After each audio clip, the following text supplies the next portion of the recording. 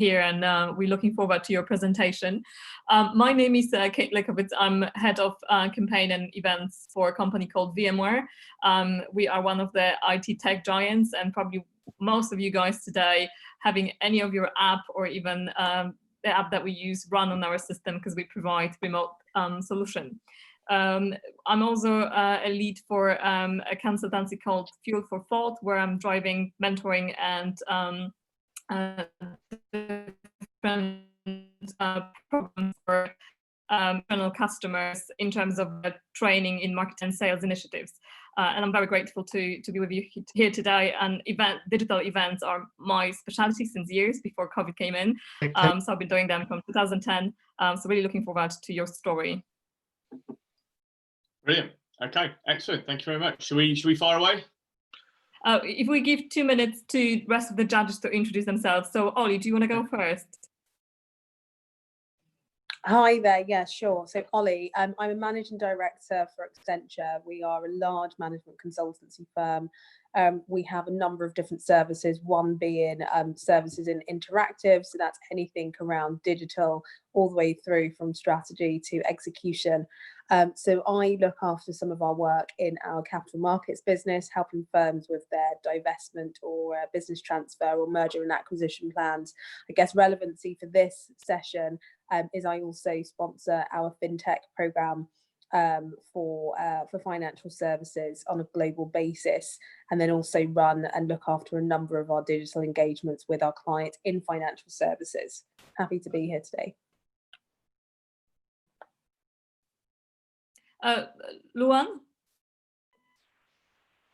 Hi, welcome to your presentation session. My name is Luan Wise. I am a marketer, have been for over 20 years working in advertising agency, client side, and more recently my own consultancy role.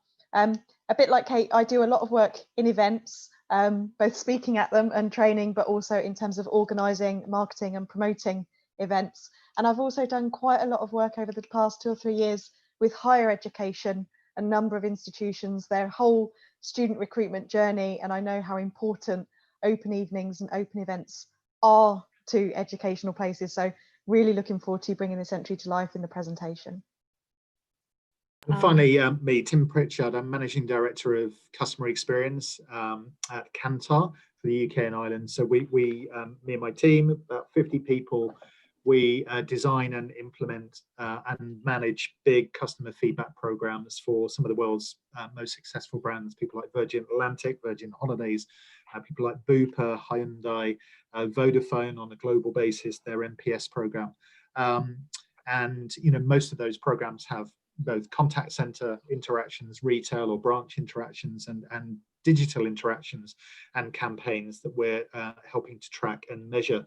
I also have 2 kids, one 21-year-old who's just graduated, I'm glad to say, with first class honours. She gets her brains from her mother, not her father, and another son who's just finished his first year at uni. And just so this submission resonated with me, just in terms of how their universities have had to sort of adapt to the world of sort of remote learning, I suppose, in COVID. Thank you. So Pete, you have 15 minutes and stage is yours. Please start. Thank you. Thank you very much. Well, an incredible room, and I hope to impress. So my name is Pete Frost. I'm Managing Director of a small digital agency based specialising in quality of leads they generate through the internet. So we work with web development, search engine marketing, social media. We're a small team of 10. And all of our services are delivered in-house. What I'm going to talk to you today about is our virtual open event that we were asked to deliver on behalf of Anita and her team at NWSLC, who is also joining me in the room today, who's the marketing manager of a group of colleges that has supported people from 14 and over across 5 campuses across Leicestershire and Warwickshire. So we've been working together for about 9 months. This project was a 6-week project. Obviously, with the pandemic, it was quite a quick one to get together. So what I'm going to talk to you about is the virtual open event that we put together for the college. So as I'm sure everybody is aware, there is a pandemic in place at the moment, and specifically Leicester has been hit quite badly with that, as I'm sure you've all seen.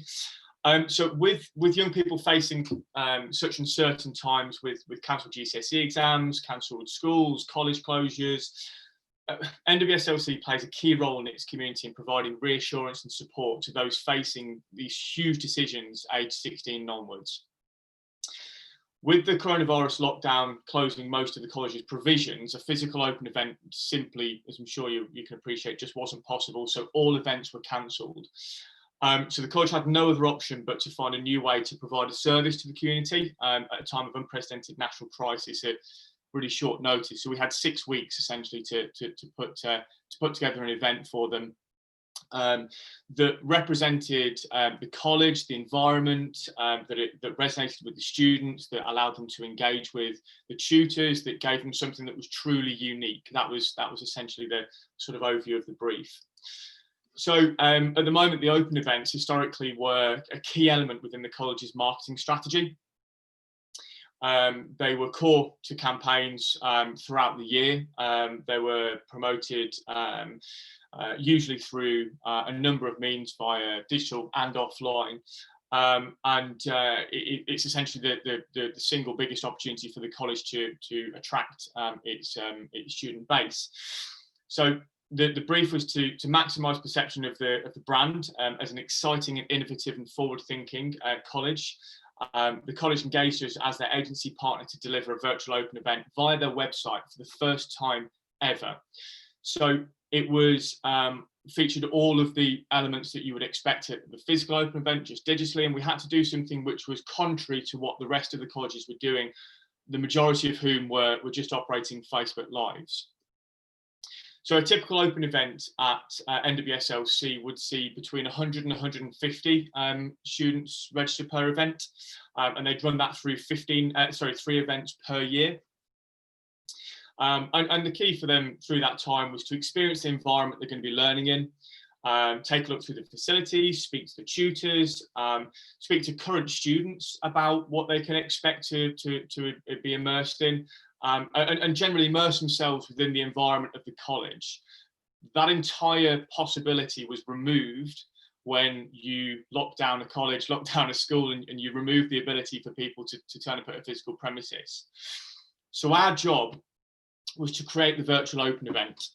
And it was to create an event that essentially the objective was to replicate and enhance the experience, the truly unique experience that they get when they go to the college.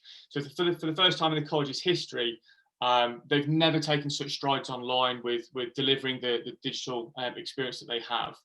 And I think because they felt they had such a corporate responsibility to the target market to support them with such a crucial life decision, it was absolute a necessity to deliver a seamless experience. As the impact of a wrong decision on the student, as I'm sure you can appreciate, it is huge. So the college had to deliver to each visitor the experience which really, our responsibility was to deliver each experience to each of the students that really exacerbated their brand values, and they have quite a unique identity within the local marketplace. So it was a significant opportunity for us to direct the students to a virtual experience through their website that allowed them to almost feel how they would be treated when they got to that college. And personalising that experience was absolutely key. So we implemented a few key elements through the experience, which we'll talk to you about a little bit later on, which really helps that user and that customer to feel like this wasn't just another platform, it wasn't just another website, it wasn't just another virtual experience. It was something which spoke to the customers, something which spoke to the students themselves. So the first objective for us was to understand who the marketplace was, as with every good marketing campaign. So prior to the launch of the event, the launch of the brief, we did a detailed evaluation of who the target market was, and to determine what would be most likely to resonate with them and deliver that experience. And Anita quoted, as we were going through the brief, which was, we need to deliver something which impresses the teenagers. There are huge amounts of technology out there. We wanted to deliver something which really impressed them, which really made us stand out. So predominantly these were 16 to 19-year-olds, and they're making decisions about their GCSEs, but it was also targeted towards their parents as well, to give the parents the confidence that they were choosing the right college, as the competition is quite high. So naturally, people within that marketplace are quite tech savvy, so to impress them was quite a feat.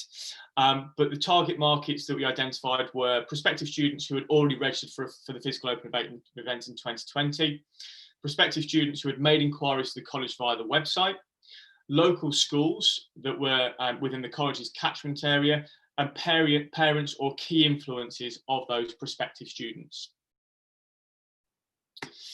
Innovation and creativity was absolutely from the target marketplace. It's absolutely key to make sure they retain their engagement. So the platform was created bespokely, specifically for the events, and it was integrated seamlessly within the college's website to provide a holistic experience for its visitors. So it wasn't only new for the college, but it was also groundbreaking for the sector as a whole. We integrated Zoom, we integrated Talk2, we integrated virtual reality, all done through via a WordPress platform. And we carefully selected the technology that maximised the user engagement. It enabled cross-platform versatility, but as I'm sure you can appreciate, with a public sector budget, was cost sensitive and cost conscious. Crucially, one of the things we had to do was an easy onboarding process. We had 120 tutors that had to be trained through this process, who had a completely new experience. They never had engaged with the marketing team in this form. It was a new technology for them, so we had to make sure the technology we selected worked specifically for these individuals. It was accessible, it was easy to onboard. And prior to launch, we did some testing and evaluating with the current Students' Union prior to launch, just to make sure that we'd done a proper sound testing process. So it covered all of the platforms, it covered all of the campuses. So we had 5 campuses in one. We had to represent every single department in one as well. So the platform itself had to be quite versatile. So the way that we did that was via personalization. So the user would pre-register on nwslc.ac.uk. They'd be held in a virtual event lobby. And then as soon as the event opened, they were invited to select their specific subjects that they were going for. So we did some data capture at the beginning to capture their name, their college, their email information. And then we asked them what courses they want, and they could select up to 5. The reason we wanted to do that was that typically there are 50 to 100 courses that the user can choose. For them to scroll through all of these would just put them in place with every other virtual open day that was there. What we wanted to do was create something which tailored it specifically to them. So as soon as they entered that information and pressed submit, what the database then did, and it was almost like a jukebox, it went through all of the college courses that they'd selected and selected the individual courses that they had they'd asked for, and it only took them through those courses. So the database that we built in the back end, the system that we built in the back end, was preloaded with every single individual course as an individual product or an item, and then as soon as they submitted that, it then addressed them by their own personal name, and it took them through their own personal tour without having to go through every single course or every single department. So we could really give that user exactly what they were looking for. Within each department, we had specific tutor talks. So the 120 college tutors that were trained on the live chat system were waiting in each department, and they spoke to them directly, exactly as they would have done if they were at an event. We had support staff there on hand already, so that if it was a general question, it got directed to them. If it was a course-specific question, it got directed specifically to that tutor. We then had specific tutor talks. There was 360 campus tours, and for the first 100 people that registered within the event, the first 100 people that pre-registered the week before, we sent them out virtual reality headsets as well. So when they were in their specific course, they could use the virtual reality headsets and they could physically look around the department as if they were there. At the end of the process, with the data that we captured at the front end, we enabled a personalised prospectus. So typically the prospectus were between 100 to 200 pages long. That wasn't going to be good enough for our students, and we wanted to give them something which they would actually use as opposed to just a throwaway download.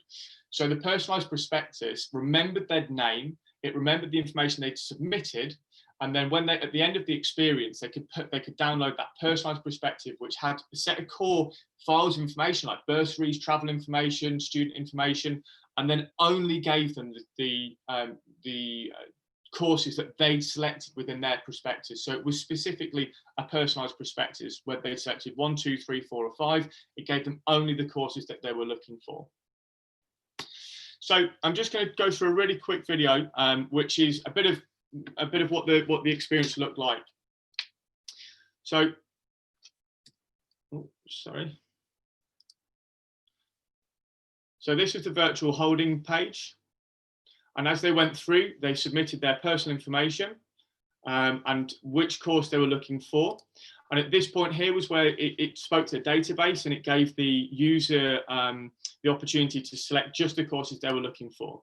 Once they'd submitted their courses, it then gave them a personalised welcome screen using their name and specifically their courses that they'd selected.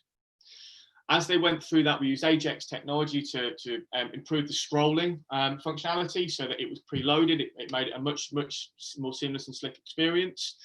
And as they went through the course, the virtual open event, they had talks from the tutors. So this was Grant in the subject computing, games design, sorry. And they could live chat with that tutor throughout the process through the talk to functionality that we'd incorporated. This is a virtual open, so the 360 tours. So when they were in each department, they could use their virtual headsets to really immerse themselves within that department. And we encouraged them to go through the application process, which then redirected them back to the website, so that they could go through that full application process without having to leave their home at all. At the end of the process, this was where we encouraged them to download their prospectus or apply online, specifically through the website. And again, we used their name to give them that extra level of personalization. So with the target impacts, there was a set of KPIs. Naturally, we had to impress the key stakeholders, and we used this set of KPIs for the reporting afterwards. So we set up a comprehensive suite of tracking to make sure that all of the data that was inputted by the users was captured, and we could capture through their experience as well. So it's things like engagements, account registrations, course applications. So the total event for this was, we had a team of just 6 working on this between 3 partners. Total budget invested for this process was just 16,500. Crucially, the outputs, which is what we had to make sure that were absolutely clear to the stakeholders as the board were looking at this with scrutiny, was the outputs were a 340% increase in event attendees per event versus 2019, a 537 increase in applications, and a 1,561% direct increase in return on investment.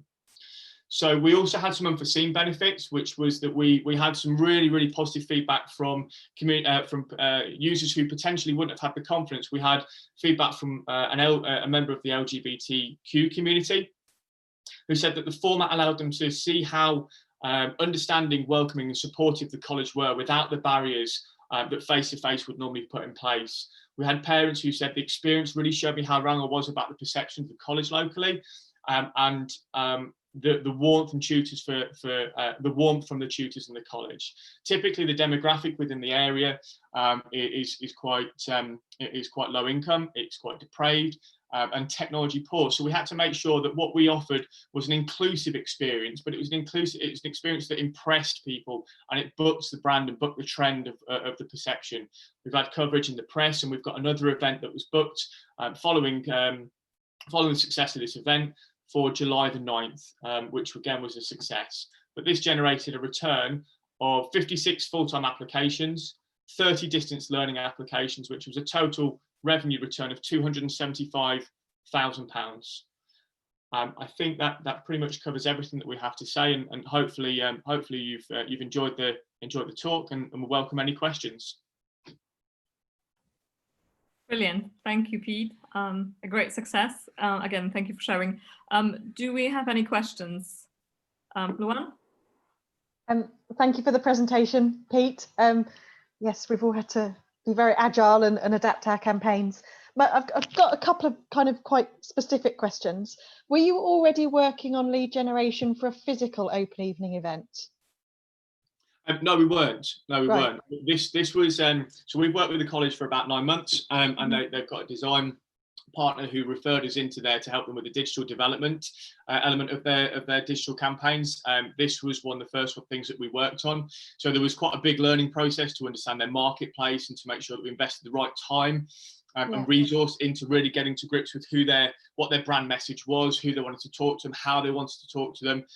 As we know, the marketplace we're going for here, they're sort of they're creatures of convenience. They take path to least resistance. So if they don't like what they see, they're sort of gone. So yeah, making sure that we upskilled ourselves and our knowledge base as much as we could do in the front end of this process was absolutely key. Okay, so because the reason I asked that is I imagine that they already had that date for the open event in the diary and had already started marketing and talking to people. So I was just kind of interested in what the shift was, but if it was kind of something new, that's fine. Luan, just to let you know that we had an event that was booked for 3 weeks prior to this event launching. However, because we closed down, we actually cancelled the event completely. But the marketing campaigns would normally only start about 10 days before the event. Okay.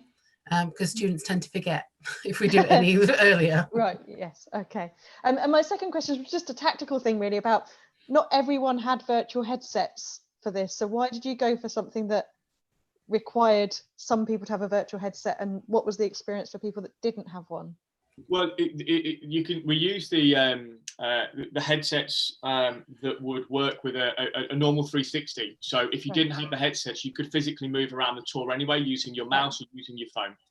So it was completely inclusive. Everybody had the opportunity to use to go through the 360 experience, but we wanted to run something which incentivized people to engage with that, and actually to show some innovation as well, and to show the forward-thinking element of the college. So the first 100 pre-registrations were posted out free virtual reality headsets.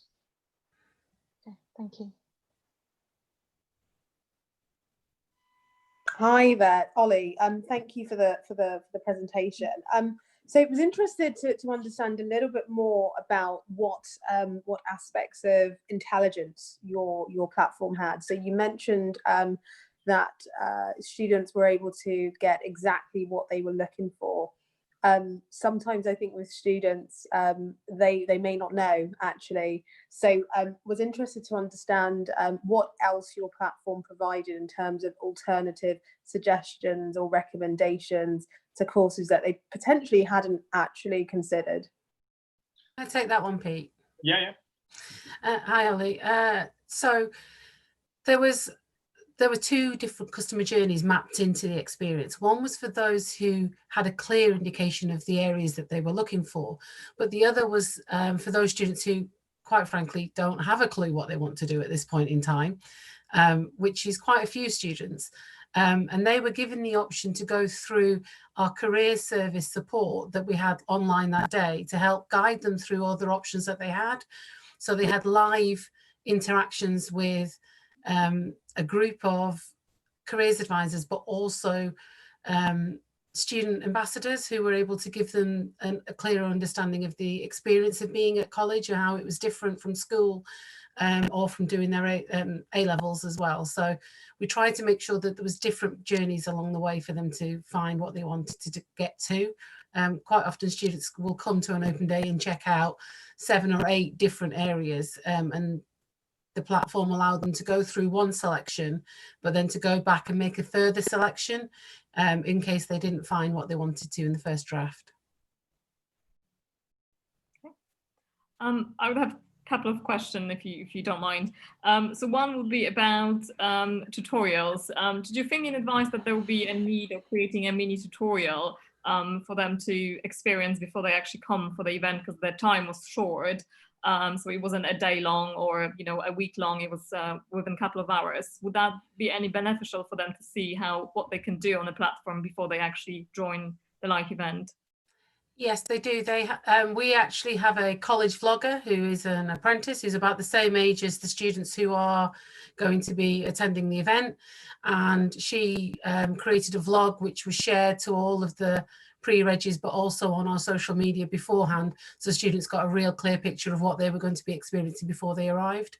Okay. And did you had any, oh, sorry, go ahead. I was going to say, when they actually arrived on the event as well, once they submitted their information, which was fairly straightforward to do, it gave them a tour on the experience itself. Okay, so it highlighted the areas, and you had to physically close that down before you go into the event. So we forced them to really get to grips with what they're going through, so they maximise that journey. Excellent, thank you.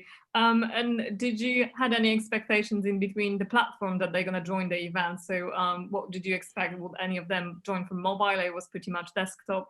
You'll notice from the design that we did that it was hugely versatile from a mobile perspective. So the actual mobile experience was very, very similar to desktop experience. We did mobile first design, and I think the figures was something like 60% of the users came through mobile, which we assumed was going to be. So the design was engineered with mobile first in mind. Okay, and I promised last questions. So you also mentioned, Anita, that there is a chance of them forgetting that they register, or if you go too early, there is. So do you keep them any warm in between the moment that they register to the moment that they actually joining, so you don't lose any people who already taken action and provide their details?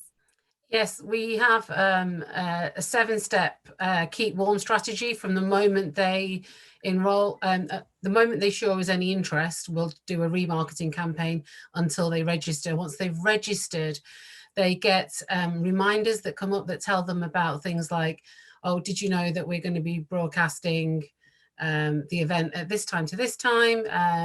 Did you know you can join at any point during that event?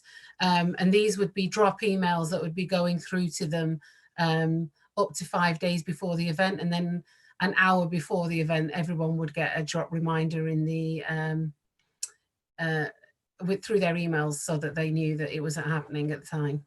There was also a comprehensive social media campaign that the college implemented as well to really communicate the impact and the effectiveness of the event that was being put together. Great, thank you. The time for me, Kate, or are we done? Go ahead, go ahead. Just a real quick one. Thank you for that. I think you've achieved an awful lot for that budget. I was quite surprised in the written submission, and then a reminder then on your slide how much you did for less. I think you should push your client for a bit more money, but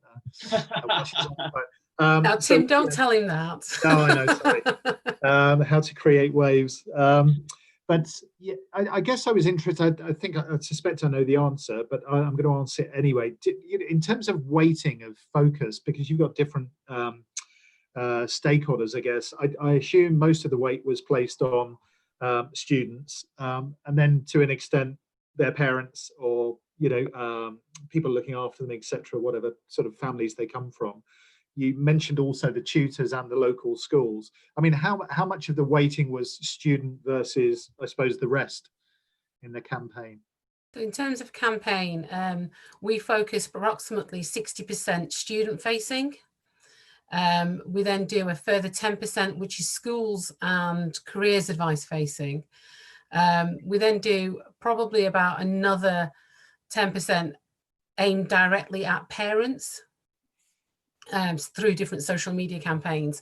And the rest then is what we would call periphery. So those people who may work in social services and in the support sectors, so that we can make sure that the vulnerable or the least advantaged students that we have access to the technology so that they can take part in these events too. So we'll work with the social services team, with the in-care team, for example, to make sure that students have access to equipment so that they can access the event themselves. Cool. And if in several months' time we're COVID-free, based on the performance of this, non-face-to-face campaign. Are you going to mix it up next year, or would you be brave and say, do you know what, we don't even need a face-to-face campaign, let's just stay online?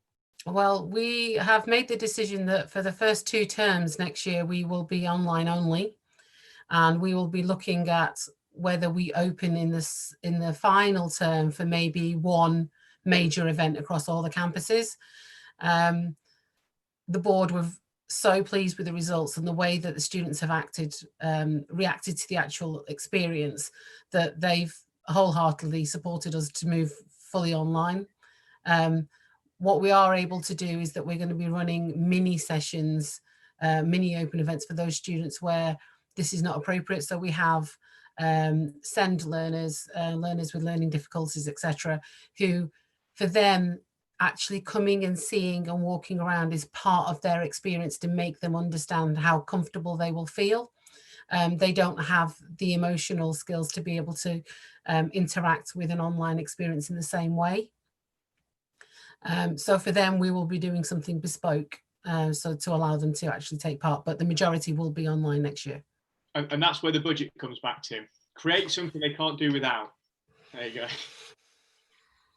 That's perfect. Brilliant. Thank you both, Peter and Anita. It was a pleasure to host you today.